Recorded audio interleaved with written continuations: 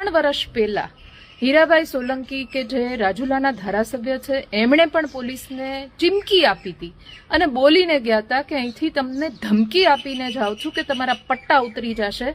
ત્યારે આ બધા ક્યાં હતા એ આપના માધ્યમથી પૂછવા માંગુ છું। પોલીસને એટલું બધું લાગી આવે છે, ખુદ હર્ષ સંઘવીને કે જે ગૃહમંત્રી છે ગુજરાત રાજ્યના અને નાયબ મુખ્યમંત્રી છે એમને પણ એટલું બધું લાગી આવે છે। તો હું પૂછવા માંગુ છું કે જ્યારે ગુજરાતમાં આટલો બધો દારૂ વેચાય છે ત્યારે તમને કેમ નથી લાગી આવતું? આટલા બધા પોલીસવાળા છે એમને કેમ લાગી નથી આવતું કે અમે લોકો દારૂબંધીના નામે આટલો બધો ગુજરાતની જનતા સાથે તોડ કરીએ છીએ? ત્યારે તમને કેમ નથી લાગી આવતું એ આપના માધ્યમથી પૂછું છું। તમે જે વિરોધ કરાવો છો, જ્યારે આમ આદમી પાર્ટી હોય, કોંગ્રેસ પાર્ટી હોય, વિપક્ષના નેતાઓ હોય એ સવાલ પૂછે ત્યારે તમામ લોકોને કે જે ભારતીય જનતા પાર્ટી સાથે જોડાયેલા છે, જે સરકારી તંત્ર સાથે જોડાયેલા છે, ત્યારે તમને લાગી આવે છે।